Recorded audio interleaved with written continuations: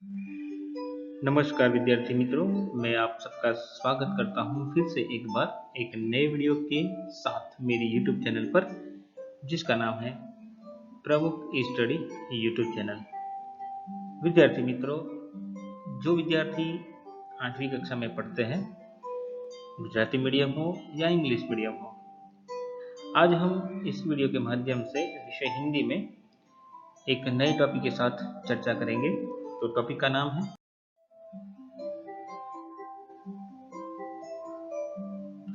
काव्य नंबर 3, मत बांटो इंसान को। और विद्यार्थी मित्रों, ये वीडियो जो है उसका पहला भाग है। अब हम चलते हैं मत बांटो इंसान को के कवि कौन है। इस कविता के कवि है कवि विनय महाजन, और कवि विनय महाजन हमें इस काव्य में मैसेज देना चाहते हैं, जो इस तरह है। इस कविता में कवि ने मनुष्य को मिलजुल कर रहने की प्रेरणा दी है। मनुष्य को किसी भेदभाव में नहीं पड़ना चाहिए। हमें सभी भेदभाव को भुलाकर एकता की दृष्टि से इस संसार को देखना चाहिए। यह प्रकृति भी हमें यही संदेश देती है। इस कविता में एकता, मिलजुल कर रहना, समानता आदि मूल्य समाविष्ट है।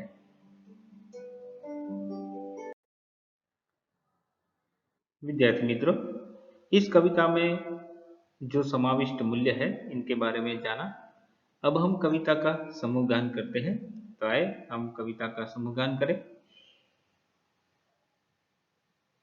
इकाई 3, मत बांटो इंसान को। कविता।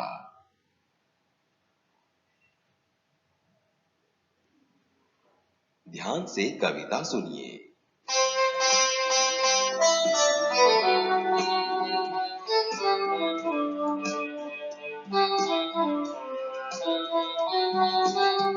मंदिर मस्जिद गिरजा घर ने बांट लिया भगवान को। मंदिर मस्जिद गिरजा घर ने बांट लिया भगवान को।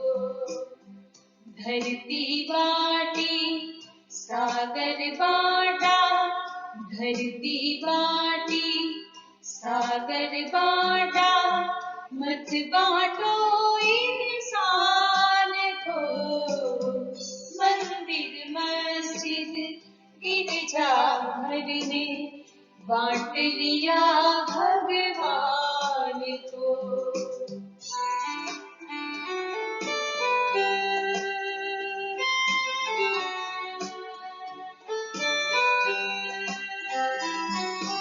अभी राह तो शुरू हुई है, मंजिल बैठी दूर है।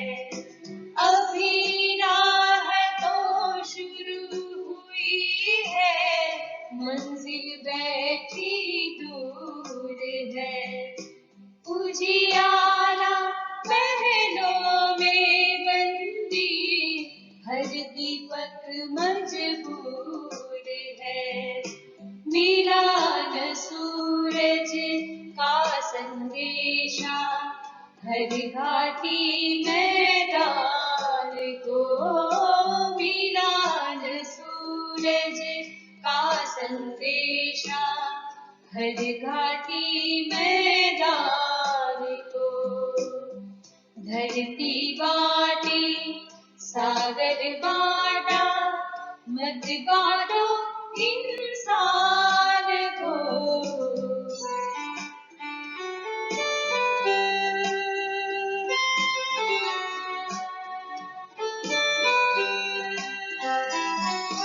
अब भी हरी भरी धरती है, ऊपर नील बितान है। अब भी हरी भरी धरती है,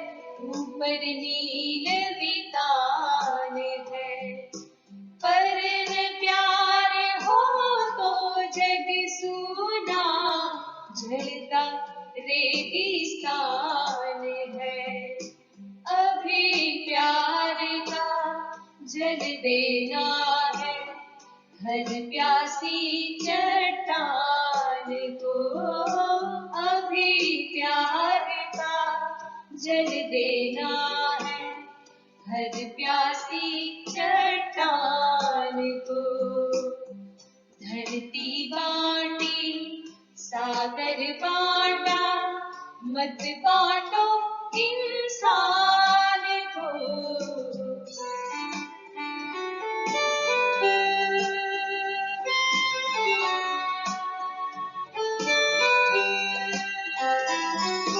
साथ उठे सब तो बहराओ सूरज का हर बार पर।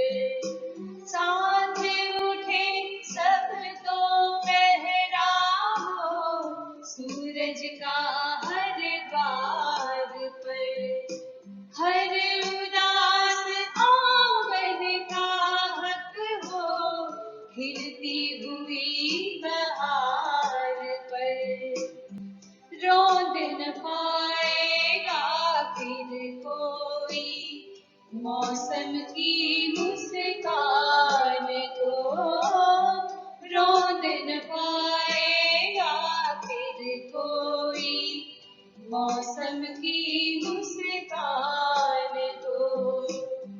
धरती बाटी सागर बाटा मत बांटो इंसान को।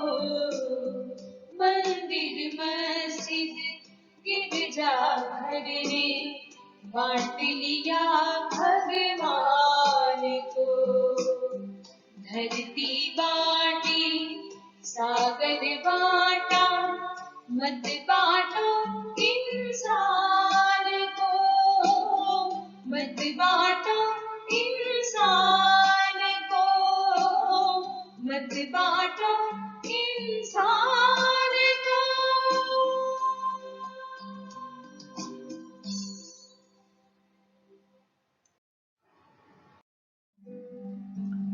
विद्यार्थी मित्रों, हमने काव्य का समूहगान किया। अब काव्य की समझूती की ओर चलते हैं और काव्य को समझने की कोशिश करते हैं।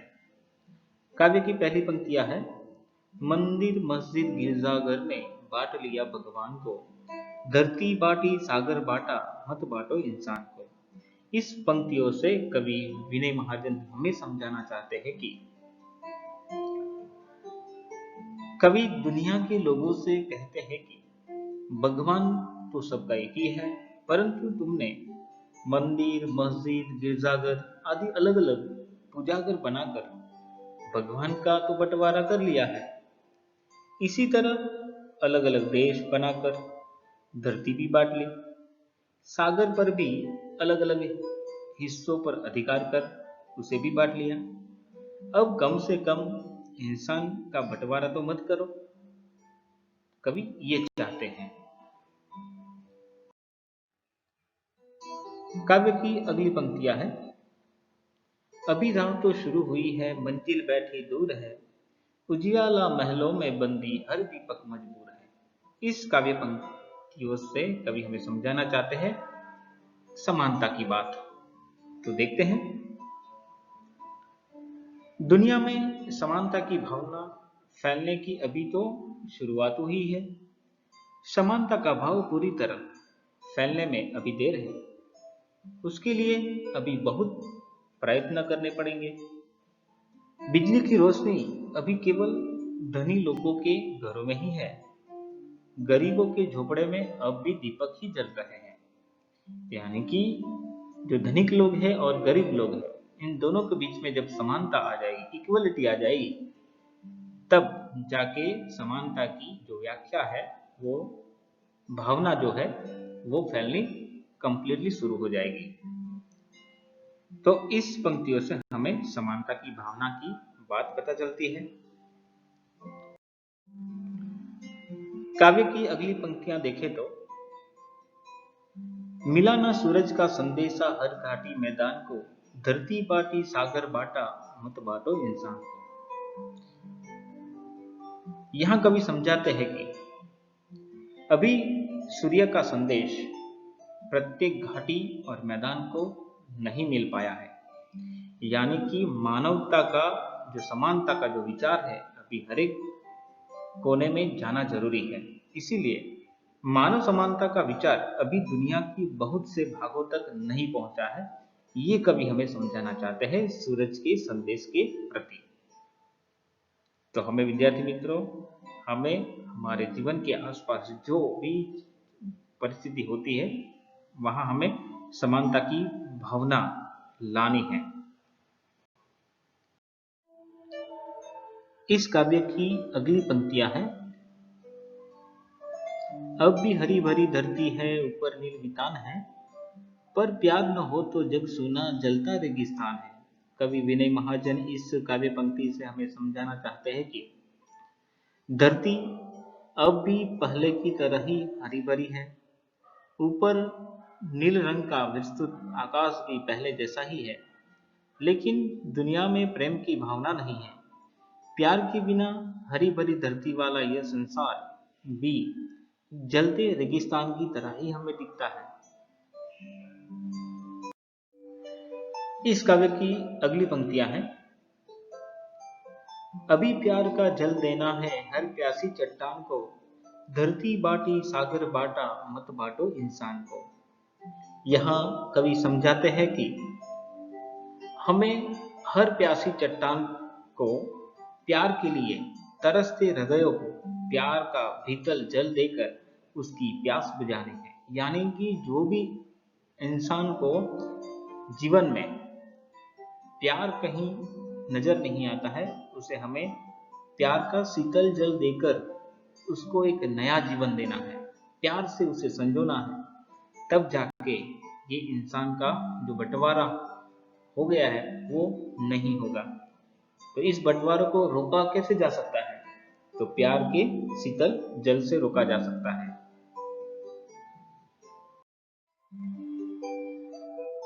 इस कविता की अगली पंक्ति से कवि हमें समझाना चाहते हैं कि साथ उठे सब तो पहरा हो सूरज का हर द्वार पर, हर उदास आंगन का हक हो खिलती हुई बहार पर। कवि समझाते हैं कि समानता के सूरज का प्रकाश तभी सबको मिल सकता है जब सब लोग एक साथ जग जाए, यानी कि उठ जाए और अपना दरवाजा खोल ले। सबके घरों के आंगन में तभी समानता का प्रकाश, समानता की भावना फैलेगी। हर आंगन में उसी तरह खुशी छा जाएगी जैसे बाग में बहार आती है। तो हमें समानता के सूरज का प्रकाश लेने के लिए हमें एक साथ उठना चाहिए, जागना चाहिए, तभी ये उदासी जो हमारे आंगन में छाई हुई है उसे हम निकालकर एक अच्छी सी बहार ला सकते हैं। तो हमें समानता का मैसेज, संदेश सभी को पहुंचाना है, सभी के दिल में पहुंचाना है, तभी हम आगे बढ़ पाएंगे। कविता की अगली पंक्तियां हैं। रौंद न पाएगा फिर कोई मौसम की मुस्कान को, धरती बाटी सागर बाटा मत बांटो इंसान को। कवि इस पंक्ति के माध्यम से हमें समझाते हैं विश्व में समानता का भाव फैलने पर कोई किसी पर जुल्म नहीं कर पाएगा। यानी कि सब चेहरे मुस्कुराते होंगे जब ये समानता की भावना विश्व के कोने कोने में जो इंसान रहते हैं उसके दिल तक पहुंच जाएगी, तब कोई भी इंसान किसी पर जुल्म नहीं कर पाएगा। तो विद्यार्थी मित्रों, कविता से हमें बहुत अच्छी सीख मिलती है। प्यार की भावना बढ़ानी है, समानता की भावना बढ़ानी है, मुस्कान की भावना बढ़ानी है, तब जाके हम हमारा जो इंसान का जो जीवन है, इंसान जो बट गया है वो कभी नहीं बटेगा। तो हमें इंसान का बंटवारा नहीं करना है, फिर से समानता की दौर पर चलना है आगे। विद्यार्थी मित्रों, अब हम कविता की समझूती के बाद कविता के जो शब्दार्थ है, जो हार्डवर्ड्स है, वो देखते हैं। उसके अर्थ के साथ। पहला शब्द है इंसान, मतलब मनुष्य, मानव। दूसरा शब्द है गिरजाघर यानी कि चर्च। तीसरा शब्द है बांटना यानी कि विभाजित करना। राह तो मतलब है रास्ता। मंजिल यानी कि लक्ष्य। उजियाला यानी कि उजाला, या दूसरा शब्द हो सकता है प्रकाश। बंदी यानी कि कैदी। दीपक तो चिराग। मजबूर तो लाचार, विवश। घाटी, घाटी का मतलब है दो पहाड़ों के बीच का समतल स्थान यानी कि एक मैदान। नील शब्द का अर्थ है नील रंग का। वितान यानी कि विस्तार। जग यानी संसार, इसे दूसरे शब्द में कह सकते हैं दुनिया भी कह सकते हैं। सूना तो निर्जन। रेगिस्तान तो मरुभूमि। चट्टान तो शिलाखंड। पहरा तो रखवाली। द्वार यानी कि दरवाजा। उदास तो दुखी। बहार यानी कि शोभा या वसंत या मौसम भी हो सकती है। आंगन यानी कि घर के बाहर का खुला भाग। रौंदना यानी कि कुचलना। तो इस तरह से इस कविता के जो हार्डवर्ड्स है, शब्दार्थ है, वो हमने देखे। विद्यार्थी मित्रों, आपने ये वीडियो को अंत तक जरूर देखा होगा, इसलिए मैं आप सबका धन्यवाद करता हूं। और आपको जो ये वीडियो अच्छा लगता है तो कृपया करके इस वीडियो को लाइक करना ना भूलिए, और साथ साथ इस वीडियो को अपने दोस्तों के साथ शेयर करना भी ना भूलिएगा। और विद्यार्थी मित्रों, इस चैनल को अभी तक आपने सब्सक्राइब नहीं किया है, यानी कि प्रमुख स्टडी यूट्यूब चैनल को आपने सब्सक्राइब नहीं किया है, तो प्लीज़ कृपया करके सब्सक्राइब पर इस चैनल को क्लिक करिएगा, यानी कि इस चैनल को सब्सक्राइब करिएगा, ताकि आने वाले जो नए वीडियो हैं उसके मैसेज आपको मिलते रहेंगे। तो विद्यार्थी मित्रों, फिर से मैं एक बार आपको कहता हूँ thanks for watching this video, यानी कि आपका धन्यवाद करता हूँ इस वीडियो को देखने के लिए। अगले वीडियो तक मिलेंगे एक नए वीडियो के साथ। तब तक के लिए नमस्कार, जय स्वामीनारायण।